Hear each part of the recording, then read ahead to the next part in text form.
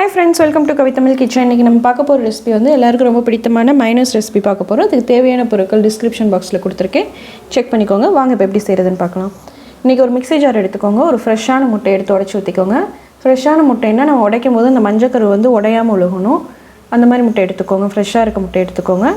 இத உடைச்சு ஊத்திட்டு 2 பல் பூண்டு. பூண்டு பல் வந்து பெருசா இருந்தா ஒண்ணே ஒன்னு போட்டுக்கோங்க. சின்னதா இருந்தா 2 போட்டுக்கோங்க. இல்லாட்டி பூண்டு வாசம் அதிகமா அடிக்கும். அதுக்கப்புறம் 10 மிளகு போட்டுட்டு கொஞ்சமாக உப்பு போட்டுக்கலாம். ஒரு 1/4 ஸ்பூன் உப்பு போட்டுட்டு 1 டீஸ்பூன் வந்து சர்க்கரை போட்டுக்கலாம்.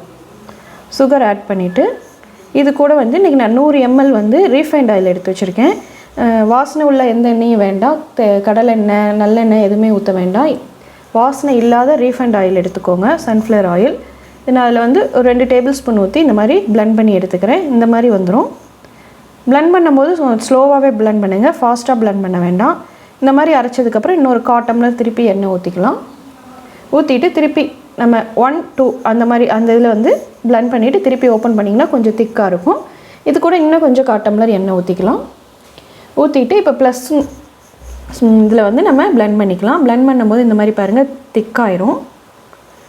நான் இன்னும் கொஞ்சம் திக்காகிறதுக்காக இன்னொரு 2 டேபிள் ஸ்பூன் வந்து ஆயில் சேர்த்திக்கிறேன். இந்த மாதிரி ஆயில் சேர்த்திட்டு திருப்பி வந்து ரொம்ப ஃபாஸ்ட்டாக பிளெண்ட் பண்ண வேண்டாம். 1 அப்படிங்கிற டைப்பில் வந்து பிளெண்ட் பண்ணிவிட்டு உடனே ஓப்பன் பண்ணிடுங்க. பாருங்க நல்லா ரெடி ஆகிடுச்சு. மைனஸ் ரொம்ப திக்காக அழகாக ரெடி ஆகிருக்கு. ரொம்ப சுலபமான முறையில் வீட்லேயே நம்ம மைனஸ் ரெடி பண்ணியாச்சு. இனி கடைகளில் வாங்க தேவையில்லை. வீட்டில் ட்ரை பண்ணி பாருங்கள். இதை வந்து நம்ம ஒரு பாட்டிலில் வந்து தண்ணி இல்லாமல் எல்லாம் தொடச்சிட்டு ஒரு பாட்டிலில் எடுத்து தனியாக வச்சிடலாம். பாருங்கள் நான் 100 ml எண்ணெய் எடுத்தேன். அதில் இன்னும் 1/4 டம்ளர் இருக்குது. ஒரு சிலருக்கு இன்னும் திக்காகலைன்னா அந்த 1/4 டம்ளர் எண்ணெயும் ஊற்றிக்கலாம். இப்போ நான் வந்து பாட்டிலில் மாற்றி வச்சுட்டேன். இதை வந்து 1 வாரத்துக்கு நீங்கள் ஃப்ரிட்ஜில் வச்சு ஸ்டோர் பண்ணி நம்ம சாண்ட்விட்சு, கிரில் சிக்கன், கிரில் எல்லாத்துக்குமே யூஸ் பண்ணிக்கலாம்.